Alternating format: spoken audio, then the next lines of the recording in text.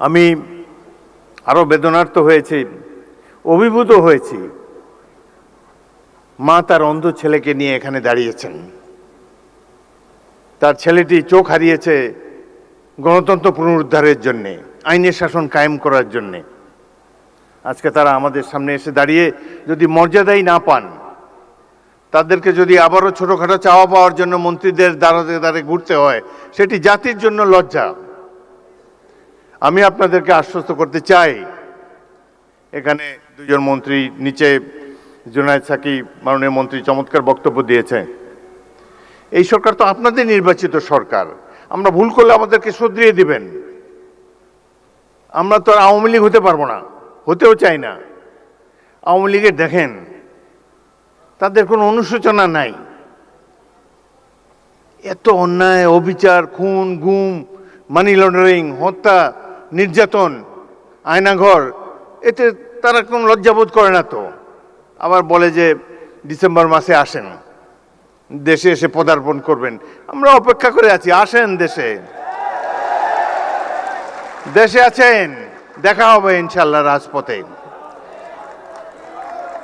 27 বছর বয়সে মুক্তিযুদ্ধ করেছি, এখন 82 বছর বয়সে আরেকটা করব বাংলাদেশের জন্য। বাংলাদেশের জনগণের শাসন, গণতন্ত্র চিরস্থায়ী করে যাব আমরা। রক্ত দিয়েছি এই দেশের জন্য, যুদ্ধে আহত হয়েছিলাম 1971 সালে। এই ধরনের বাংলাদেশ দেখার জন্য নয়।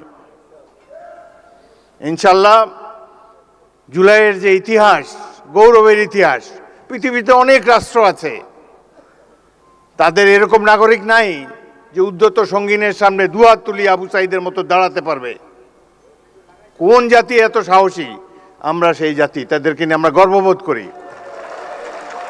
আপনারা যারা এখানে এসেছেন, জুলাই যোদ্ধারা, মন খারাপ করবেন না। যারা জীবন দিয়ে গেছে 71 সালে, তারাও কিছু পায় নাই। আপনারাও যা প্রাপ্য হয়তো পাবেন না, কিন্তু এই সরকারের কাছ থেকে নিশ্চয়ই সম্মান আপনারা পাবেন। আমরা সেই সম্মান আপনাদেরকে দেব। গরিব দেশে যতটুকু সাধ্য আছে সবকিছু উজাড় করে দেব আপনাদের কল্যাণের জন্যে। বাংলাদেশের এই সরকারের সবচাইতে গুরুত্বপূর্ণ কাজ, জুলাইতে যারা আত্মাহুতি দিয়েছে সেই সব পরিবারের রক্ষণাবেক্ষণ করা। এটাই সবচাইতে পবিত্র দায়িত্ব। যারা আহত, চোখের দৃষ্টি হারিয়েছে, অঙ্গ হারিয়েছে, তাদেরকে সুস্থ করে তোলা এই সরকারের পবিত্র দায়িত্ব। ইনশাল্লাহ আমরা সবাই মিলে সেটি পালন করব।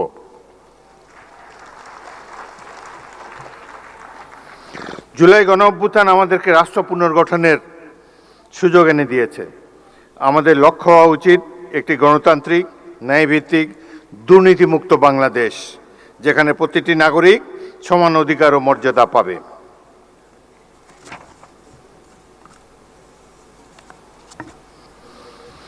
আজ আমরা একটি নূতন যাত্রার সূচনা পর্বে দাঁড়িয়ে আছি। এই যাত্রাপথ সহজ নয়, মতের ভিন্নতা থাকবে, কিন্তু জাতীয় স্বার্থ, গণতান্ত্রিক মূল্যবোধ এবং দেশের স্বাধীনতা, সার্বভৌমত্বের প্রশ্নে আমাদের ঐক্য, সংযম ও প্রজ্ঞার পরিচয় দিতে হবে।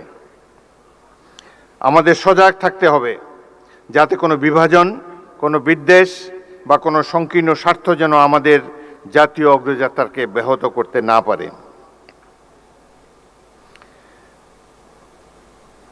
আজকে এই দৃশ্যটি একেবারেই অনভিপ্রেত ছিল। ভুল ত্রুটি তো হবেই মানুষের, সেটি আমরা সবাই মিলে শুধরে নেব। কোনো কিছুই তো পারফেক্ট না, মানুষ তো ভুল করতেই পারে। কিন্তু এইভাবে যে বিদেশি অতিথিদের সামনে যে নাস্তানাবুদ হলাম, এটি আমাকে খুবই ব্যথিত করেছে। এবং এই ঘটনায় সবচাইতে খুশি হবে যিনি পাশের দেশে বসে আছেন, তার জন্য অত্যন্ত আনন্দের একটি দিন। যাই হোক, আমরা এটার থেকে ভবিষ্যতেও শিক্ষা নেব। আমি ধন্যবাদ জানাই সরকার সমর্থক যারা এখানে বসে আছেন। আপনারা যারা ধৈর্য ধরে রেখেছেন, কোনো পাল্টা কথাবার্তা বলেন নাই, সেই জন্য আপনাদেরকে ধন্যবাদ জানাই। আসুন, মহান জুলাই গণ অভ্যুত্থানের চেতনাকে হৃদয়ে ধারণ করে ঐক্য, দেশপ্রেম, সততা ও পারস্পরিক শ্রদ্ধার শক্তিতে আমরা এগিয়ে যাই। শহীদদের রক্তে অর্জিত এই নতুন সম্ভাবনাকে আমরা একটি বৈষম্যহীন, গণতান্ত্রিক, ন্যায়ভিত্তিক, মানবিক ও সুধী সমৃদ্ধ নতুন বাংলাদেশ নির্মাণে দৃঢ় অঙ্গীকারে রূপান্তরিত করি। 1971 মহান মুক্তিযুদ্ধ সংগঠিত হয়েছিল গণতন্ত্র প্রতিষ্ঠার জন্যে। 71 এই জনযুদ্ধ ছিল গণতন্ত্র প্রতিষ্ঠার যুদ্ধ। একইভাবে জুলাইয়ের এই যুদ্ধ ছিল গণতন্ত্র প্রতিষ্ঠার জন্যে। কেউ কেউ বলতে শুনেছি, আমরা কি নির্বাচনের জন্য জীবন বিসর্জন দিয়েছি নাকি? নির্বাচন তো গণতন্ত্রের অনুষঙ্গ। এই দেশে যতদিন গণতন্ত্র থাকবে, সাধারণ মানুষের মত প্রকাশের স্বাধীনতা থাকবে, ততদিনই আমাদের স্বাধীনতা সার্বভৌমত্ব অক্ষুণ্ণ থাকবে। সুতরাং গণতন্ত্র কোনো হেলাফেলার জিনিস নয়। যাদের জনগণের সামনে দাঁড়াবার শক্তি নাই, যাদের সেই অতীত নাই, জনগণ জনকল্যাণ যাদের মাথার মধ্যে নাই, তারা নানা ধরনের তত্ত্বে সমাবেশ ঘটাবে। অনেক কথা বলার ছিল, কিন্তু রাষ্ট্রপতি হিসাবে সব কথা বলা ঠিক না। ঐক্য বিনষ্ট হয়ে এরকম কোনো কথা বলতে চাই না। আমি খুবই সামান্য মানুষ। এখানে যা কিছু সম্মান দিয়েছে, আমাদের দল দিয়েছে, জনগণ দিয়েছে, মহান জাতীয় সংসদ দিয়েছে। আমি ক্ষুদ্র ব্যক্তি, কিন্তু একটি বড় চেয়ার আপনারাই দিয়েছেন, সেখানে বসে আছি।